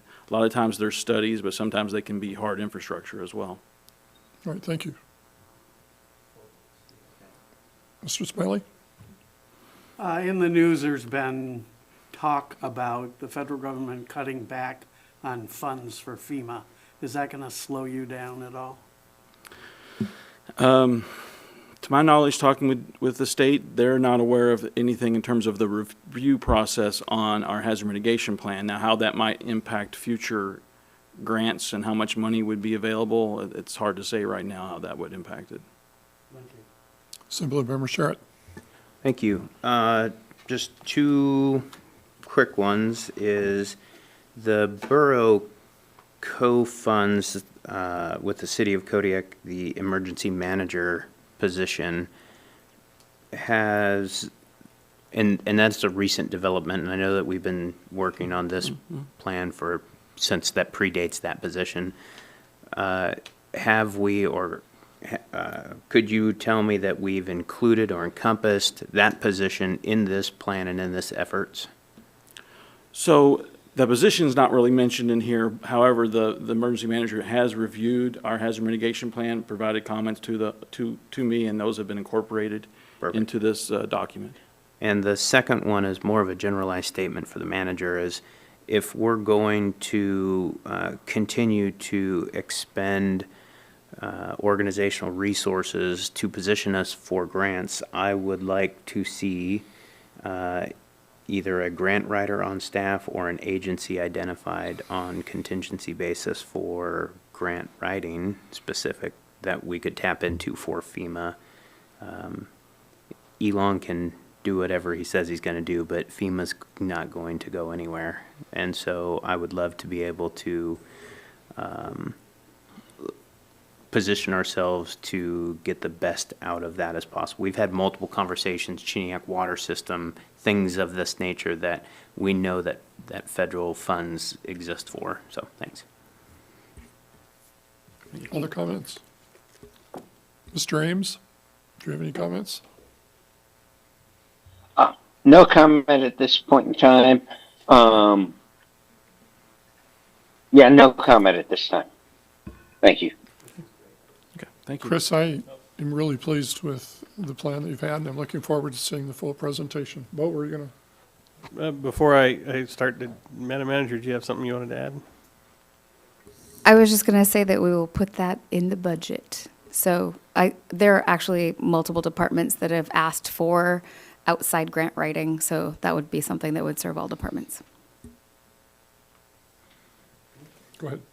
Thank you. Director French, thank you for your leadership on this one. You make it seem effortless, but I think those of us who work in the realm of collaborating across agencies, across departments, federal, state, local municipalities, you make it seem effortless. I know it was anything but that. My question for you, do you anticipate any barriers for implementation?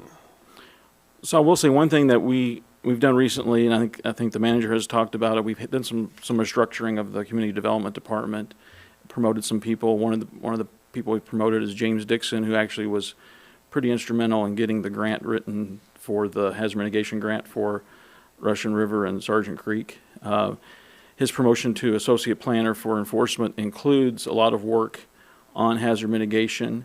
One of the things that he's being tasked with is those annual reviews, and then working with the emergency manager as well on those annual reviews, and then of course any responses to any events that occur. And so we hope to have, with that plan maintenance section that's required in the document from FEMA, we hope more action and certainly work with the other municipalities in the borough. Yeah, thank you. You're welcome. Chris, just one quick question. Just give me time to think and more questions pop up. Seems like one of the greatest planning and mitigation efforts is to make sure that we have trained responders. For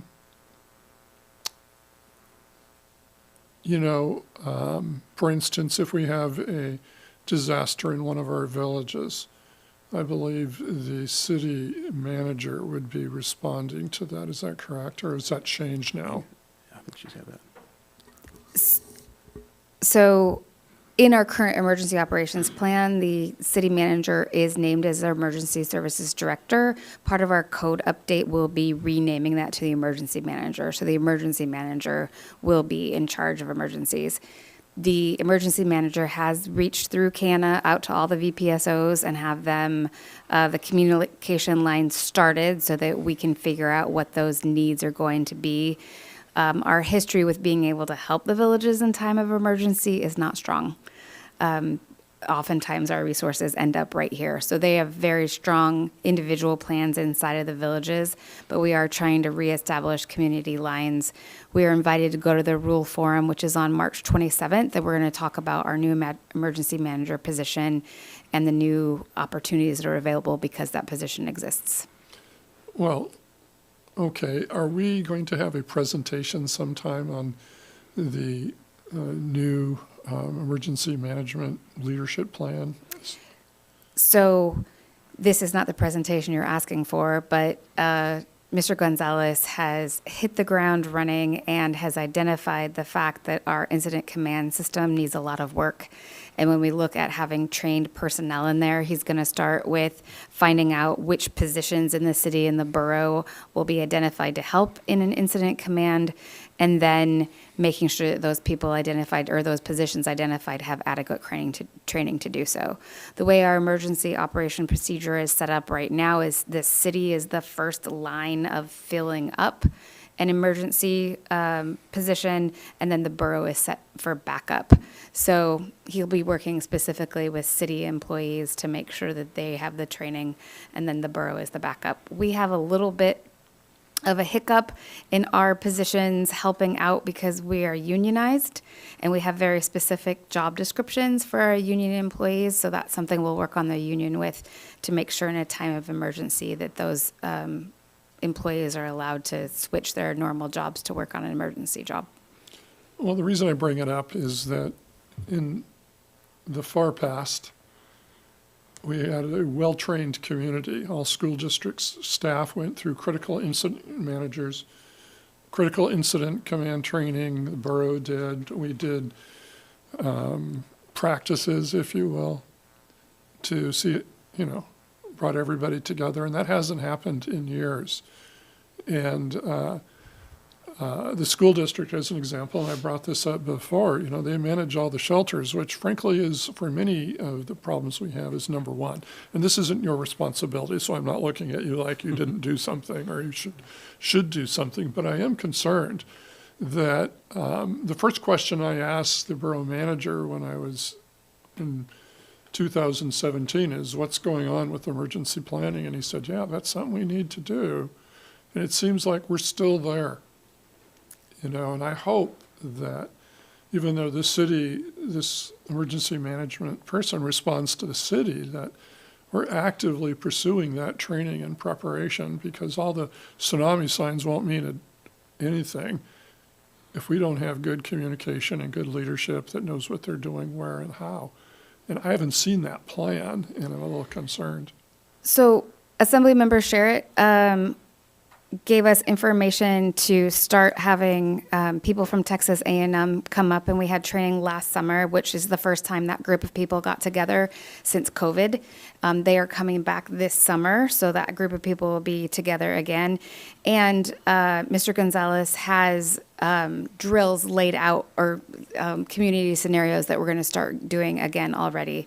That's one of the things he immediately identified that we need to do, is naming those people, making sure that we're trained in those positions, and then practicing, because you're right, that's something that hasn't been done in quite some time. And as we talked about in the joint work session, the ESC will get together and start looking at the code to change those codes around what the emergency manager is, or what their role is. The emergency manager walks around and talks to people. Like, I see him 2 or 3 times a week since he started. He stops by and lets us know what's going on, and he sends out weekly sit reps on anything that we should be aware of. So he really is starting kind of from scratch, because that's a new position, and also we need a lot more attention to emergencies. So I think I just talked to him today, and I said, you have very good job security, sir. We have a long road in front of us. But I think he's up to the challenge and is already talking about how we can start the community on exercises to make sure that we're ready.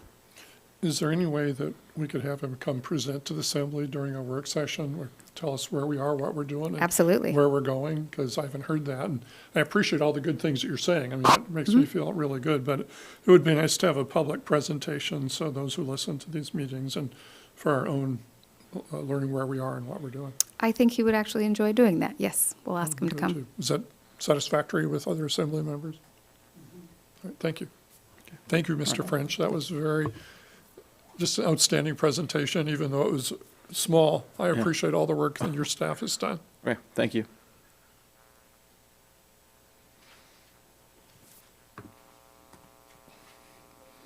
Okay, let's see here.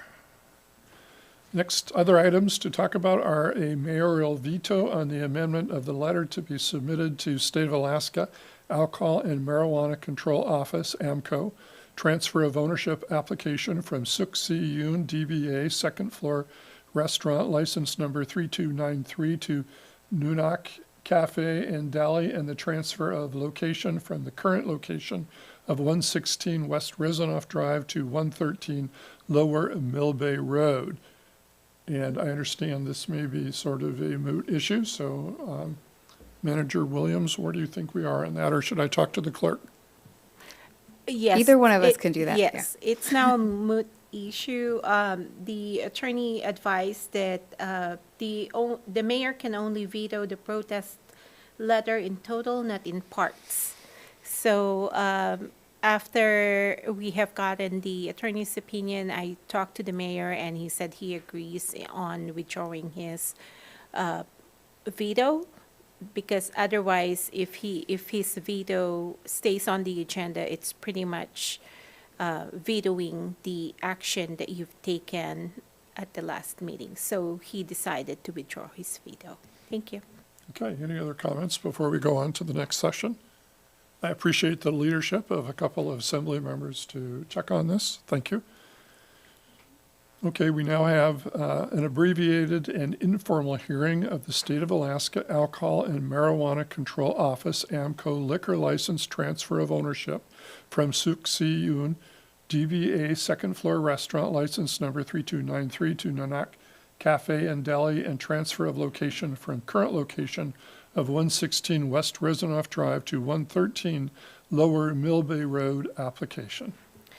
Thank you, Mr. Chair and members of the Assembly. At the last meeting, you have voiced protest to this transfer, and you have instructed the clerk to send the letter. But before we can send the letter to the applicant and also to AMCO, we need to provide an opportunity for them to be heard at this upcoming meeting, and that's in accordance with Alaska Administrative Code. So that's what we're doing at the next meeting. We're just providing the avenue for them to defend that transfer. Thank you. Thank you, Madam Clerk. Any questions? Okay, we'll move right along. Nomination of Mr. Elijah Jackson for the Kodiak Village Mayor's Association seat on the Prince William Sound Regional Citizens Advisory Council Board of Directors. Thank you, Mr. Chair. We have reached out to the communities if there's anyone else who would be willing to take on this seat, and we didn't receive any response. We have reached out to Mr. Elijah Jackson, or Mayor Elijah Jackson, and he said he would be willing to continue his service on this board. So we would ask that you confirm his nomination to the seat. Thank you. Thank you, Nova. Any comments? Okay, we'll move on to manager's comments. Well, on the last item real fast, Mr. Chair, Mr. Jackson is not only the mayor, but he's also the VPSO for his community. So he's a really great asset on that, on the Prince William Sound Regional Citizens Advisory Council. So I'm happy that he's going to be back. I am too. Yep. Thank you. Sure. Okay. The manager's report. Over the past 2 weeks, the borough has rearranged furniture, filing cabinets, and staff members to create a projects office on the first floor of the building. The project manager and project assistants can now be found in rooms 101 and 102. It's right across the hall from my office if you're looking for them. There's also a project office report attached tonight. If acceptable, this report will be given at the last meeting of each month to summarize progress on projects and show which projects are being planned and designed.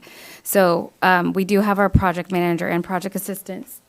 I lied, project manager in the audience. If you have any specific questions for him about this report, this is something we used to do when Matt Gandel was the project manager, and it kind of fell off. So we're excited to have that back. So it's a different source of information on the projects that we're doing. We already talked about North Star Elementary tonight. Last week, Seema told you about Essential Air Service. It was mentioned in Project 2025. I included the passage in case you're curious. There, if Essential Air Service was not funded, there's a report attached that lists the areas of the borough that could be affected. Anything that says Island Air Service next to it in that third column will be affected. There's quite a few areas. As we move into future work sessions, we'll be discussing the budget schedule for departments. It's listed there. On the 13th, we'll start with the finance department and the manager's department.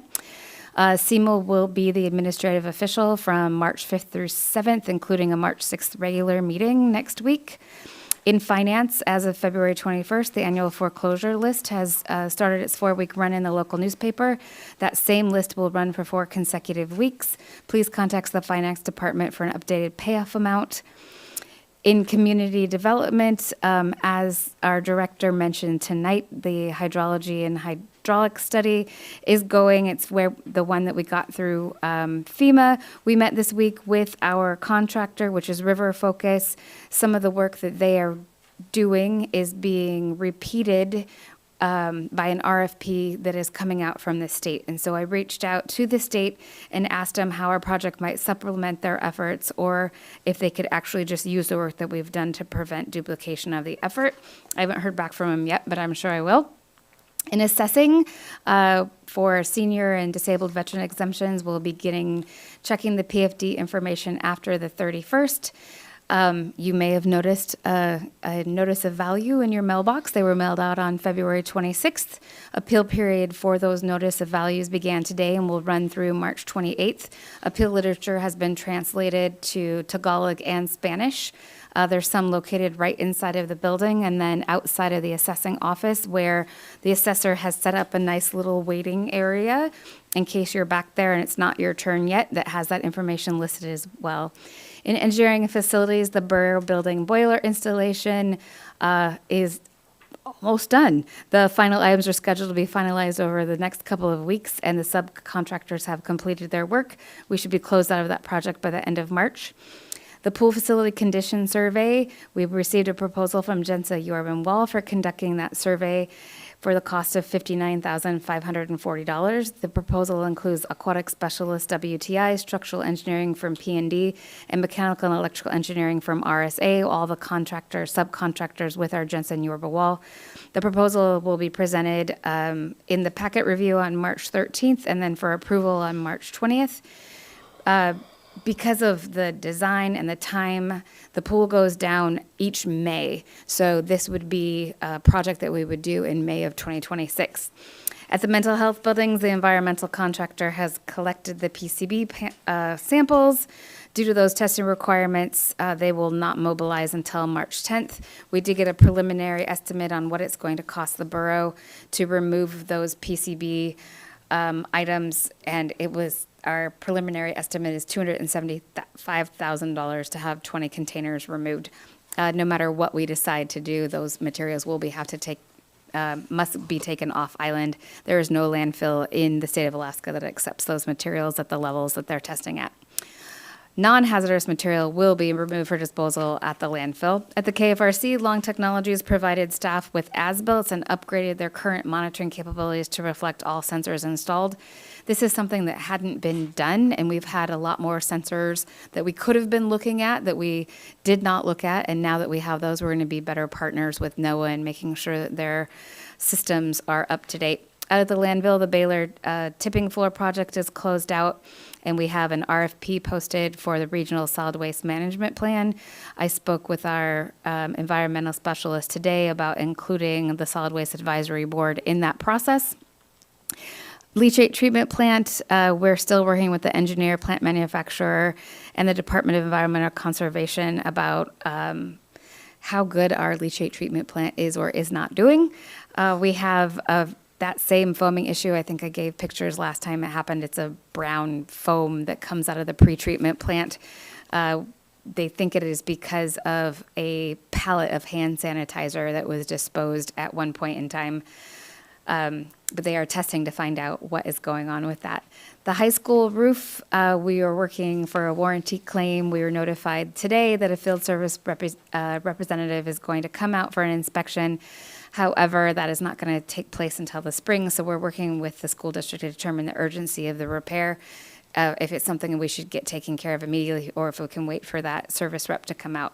For service areas, we had a follow-up meeting with the Department of Labor just a couple of days ago to make sure that our new contracts would be compliant with wage and hour regulations.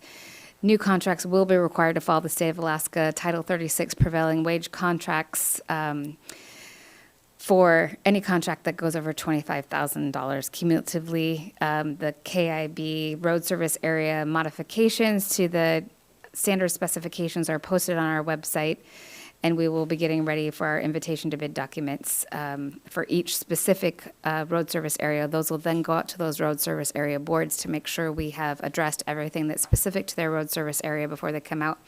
In information technology, we are busy finishing up our asset tag inventory. The Bayside Fire Department has asked for their own specific email addresses, so we got a new domain name for them. They will be Bayside Fire AK, and the next step will be just configuring that for our systems.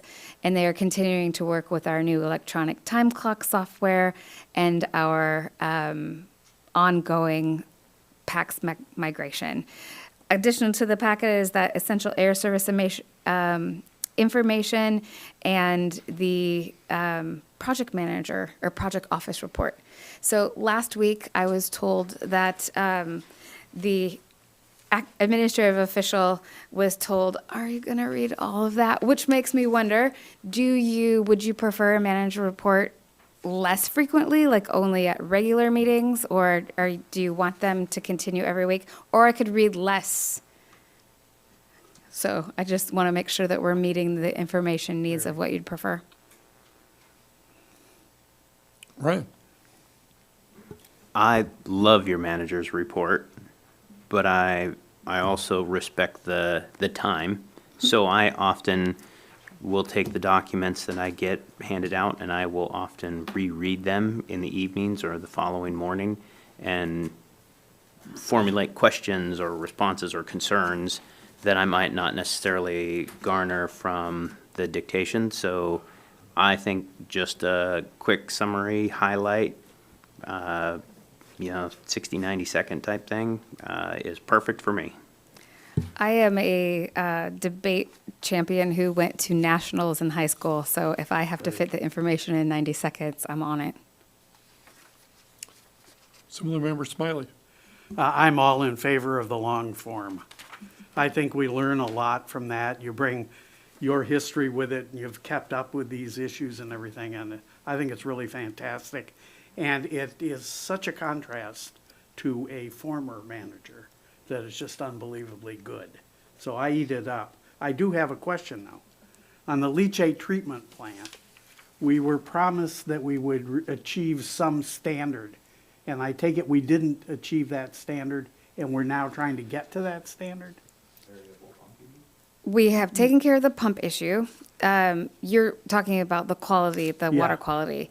Yes, when that system was designed, it was designed to meet a certain specification that was determined by the Department of Environmental Conservation. Leachate is a goalpost that just keeps moving. It's not the same Yeah. today, tomorrow, 6 hours from now. So we're trying to treat something that isn't the same. So Does ADEC understand that? I believe that they understand that. And Jenna has a really good relationship with them and is able to call them up and ask questions. And when we designed the pretreatment plant, from what I understand, is that was the newest, greatest thing, and it was going to get us to our goal. But that, I don't know if it's possible. Okay.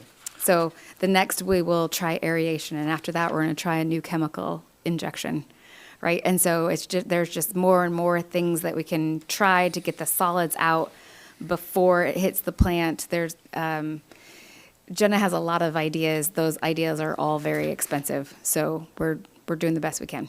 I have two more questions. The first one is the ozone treatment at KFRC.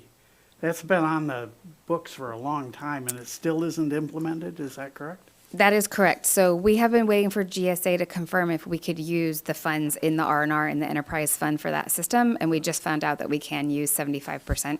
So that is great. So we have a funding source identified, and so they're preparing that right now. Okay, also on the essential air service, there are several communities that aren't listed here, Lesson Bay and Old Harbor. Or what They I was are listed, but just not by their community names. So, yes. And so when this was originally brought to us, they're like, don't worry, only 2 places from Kodiak are on there. But as soon as we looked, we're like, oh no, there's a lot more. So it would definitely affect us. And we were able to talk to Representative Begich while we were in Juneau. Both Senator Stevens and Representative Stutes know about this. And we now know that all of our federal delegation knows about it as well. So it is being hopefully taken care of or voiced that it's how important it is for our region. Thank you. Assemblymember Sherritt. I can give you all the backstory to EAS that you want. I helped author all of those. So, I am really curious of how we progress to chemical treatment for leachate before we've talked about RO and evaporation. So, I'm very. I will direct you towards Yeah, I'm very interested in environmental that specialist one. for that. I don't think we're at the chemical treatment part yet, but that is like one of the options. So I will not even act like I know what's going on out there at the level that Jenna does. So if we have questions, we'll direct them specifically to her. That's my only question. Thanks. Thank you. I'd start with this projects report is fantastic, Mr. Allen. It's thorough. I really appreciate the ongoing projects and what level of completion they're at. That's really helpful for me to just kind of think about timelines and maybe sense of urgency, where we're at with all these. I think your descriptions are fantastic. It's very intuitive for someone like myself who doesn't speak the same language, so fantastic job. And then as far as the presentation of these reports, I appreciate brevity, but I also remind myself that the community benefits a lot from hearing these during meetings, so I would prefer the more, the extended or detailed version because of the community listening in or watching later on. Well, thank you. I guess I don't have any questions, except I like your reports. I just think that on our website, sometimes it's hard to find things like that. You know, there's so much really good information. I wish it was sort of like a button right on the front page. So I give Nova a copy of this, and she puts it on right into the agenda. So if it's Friday afternoon, you're like, oh, I wonder what the manager's report was. You can go to the agenda and go to manager's report and click on it, and it's right there for all of the meetings. So it'll be accessible as soon as the clerk staff comes in tomorrow morning. And I would like to have it there earlier, but sometimes the ink is still wet when I'm walking in. Just things change all day long. So, but yeah, it is. For anyone who's interested in reading those, they are available right inside of the agenda. For the work sessions, it's at the end, and at the regular meetings, it's right in the beginning. All right, thank you. One of the questions I've noticed is when I've come in the last few days, you've opened up an office there right at the entrance.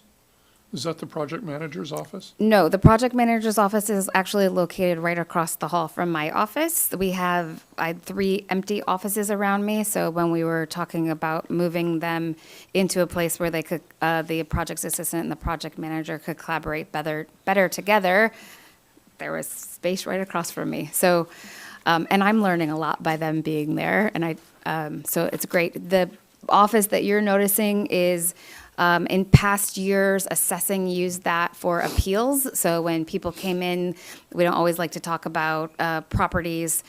Like some people want to do it in private. They don't want to talk, so they had a space that they could use back there. This year, most of that stuff is going to get done back in assessing unless people don't have the correct mobility. So if there's mobility issues, we can do it right inside the front door. Okay, just for historical view, that used to be KMXT when they first opened. I'd like to have thank you very much for your report. We're now ready for the clerk's report. Thank you, Mr. Chair, members of the Assembly. I worked on a code change regarding remote participation for meetings. A draft ordinance was sent to Assemblymember Dave Johnson last week. We have a placeholder for discussion on the March 13 work session agenda. A friendly reminder that for those who haven't filed their APOC forms, you need to get those done by March 15. Otherwise, there's going to be penalties for late submissions. I have been getting inquiries about service area meetings and roles between the Assembly and service areas. I reached out to the Borough attorney and set out that information to the Assembly. I think that was yesterday. And today I received this yellow form from Assemblymember Ledoux, and I'm going to start working on a code change, a draft ordinance. This week, the manager and I were scrambling into getting the CAPSIS sent over to our legislators in Juneau, so we got that done. I think it was a great partnership between the manager and I. It was a lot of work yesterday or the past 2 days, but we got them done. Those are for entering the capital improvement project list into the system. So records update, we have successfully completed 26 records requests and 1 is currently pending. Liquor licenses, we have spent so much time and energy on liquor licenses. We take our job seriously. And also, aside from our day-to-day checking and monitoring and making sure we're in compliant and researching and stuff like that, we've also spent quite a bit of money on our legal opinions regarding liquor licenses. So I would appreciate you taking those comments from the clerk's office into consideration as you formulate your decision or in your decision making. So we have staffed the Planning and Zoning Commission meetings this month, and that was a really good experience for Irene. She was able to do the roll call and stuff like that. So it was a good training. We are also staffing the Fisheries Work Group and the Borough Lands Committee, where we have received today the Alutiiq Heritage Foundation filing for the appeal of their tax exemption, and I have sent that information over to you. In that email, I have also sent the attorney's opinion regarding ex parte contact, and so I would like to warn you about that. So officially, there's something that has been filed, and you can't be talking to people that you're going to be basing your decision based on the appeal packet and what is going to be presented at the hearing. So I just wanted to let you know about ex parte communication. In addition to that, we're also preparing for the annual Board of Equalization appeal process. The BOE meeting is scheduled on Monday, May 5th. There's going to be a training for the BOE members on April 24th. And the filing period started today, and when someone appeals, they turn in their forms to the clerk's office. So we monitor those, and we'll be passing them on to assessing. Budgets, we're doing good. Legislative budget as of today is at 63%. Clerk's office budget as of today is at 65%. We have been advertising the service area budget public hearings. So far, all the service areas have responded, and they have scheduled their budget public hearing. And the only one that has not scheduled one is Monashka Bay, because they won't have a quorum. That board is not filled. And that's all I have. I just want to emphasize that you have a March 12 joint work session with the school board. I'd be happy to answer any questions that you may have. Thank you, Nova. Any questions? Appreciate all your work. We're now at the assembly member comments, and Mr. Eames, I'm going to ask you to speak after Mr. Smiley does and makes his comments. That'll give you time to prepare. Dr. Smiley, do you have any comments? No comments. That really didn't go, Steve. Steve, do you have any comments? I'm good. I got the mic on. No comment at this point. All right, thank you. Mr. Sherritt. Thank you. My only comment is that with some recent personnel things that have come to light, I would like the manager to address who the permanent AO is, and I'd like to see that come before the assembly again, and I appreciate that. That's all I have. Thank you. Assembly member Bo. Thank you, Mr. Chair. I just want to express gratitude for staff. Every presentation today made me feel really good about where we're at. I feel like we are whole, and it's a cheesy thing to say, but I truly feel that way. I feel like we have momentum now, and we have capacity, and I can already see the benefits in the community, and people are talking about it. I'm certainly really grateful for everybody. Thank you for everything you do. Please don't forget, we need your guidance. I don't want to be the one always up here talking to you and advising you. If you have a recommendation for us, I welcome that. So please feel empowered to speak up when you feel appropriate to guide us in our decision making. Thank you. Thank you. Just a couple. I was honored to represent the borough at the Coast Guard Appreciation Banquet, as Dr. Smiley was there too. It was an incredible event. I've never been to one before, but I was very proud to be there, and it really, brought back a lot of memories. One of my pals when I was very younger was permanently injured in a crash of C-130 on Attu Island, I think in 1982. And we really have an incredible organization here in Kodiak taking care of us, and they have for many years. And I sometimes think, we just take them for granted. And certainly when you saw the dedication of the folk at that banquet, it just made you realize how important they are to our community and to the people who live here, and not just the fishermen. Also, we had a fire, and I read on the internet the people who had the fire were praising the Mill Bay Fire Department for getting there and taking it out. Did I get that right? Bayside, yes. Bayside, yes. Yes. I'm sorry, I live close to Mill Bay. It's They, almost, that fire department has evolved in ways that are absolutely amazing under Chief Ellis. We're really lucky to have him. well, I'm very, very pleased. And one of the things I wanted to say, and I've got it right here, Bo, is I wanted to say your leadership in develop your staff is wonderful, and that won't happen without leadership from you. I feel really confident when your staff presents that they care about our community and are trying to do the right thing. And I really feel that. And Bo said it much more eloquently, but I feel really good. And every one of them that have come up here. And we always have good questions for them. And as the clerk said, I feel really helpless when somebody comes up here from one of our service districts with concerns.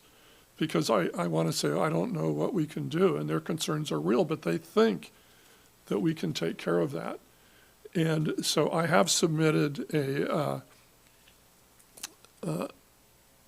possible ordinance that would provide more accountability to ensure that meetings are taking place and there is accountability for meetings. And so when I find a co-sponsor to that, it'll, come up, because I really feel government should serve, and our service districts are related to us in many, many ways. And there has to be accountability, and I don't like being helpless when citizens have concerns that we're their only option. So I'll be moving, actually, Nova's going to take care of that initially for us, and then hopefully it'll be on the agenda soon.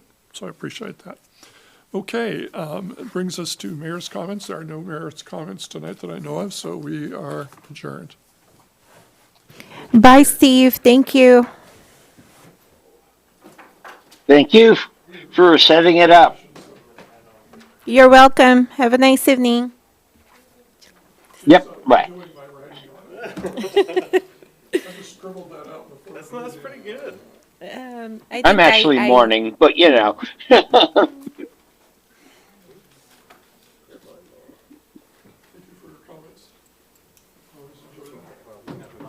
Writing's even worse. I got it. Thank you. Thank you. I'm on there with you. I don't always agree, but that's good. I will never agree. You're all Also, I would get smarter if I'm around people that agree with me. cackle, cackle, cackle, cackle. I sure wish I had one of those fancy manager reports, but it didn't get on my desk today from the manager. I don't remember to start my car before these meetings. What a show off. Do they have a fancy I don't know what the challenge you're facing, or your source is facing. That's awesome.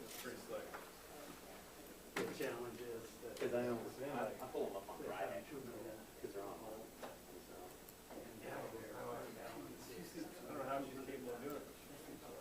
Just one of the council meetings that we know. The budget's on the end of the morning, man. Stuff happens.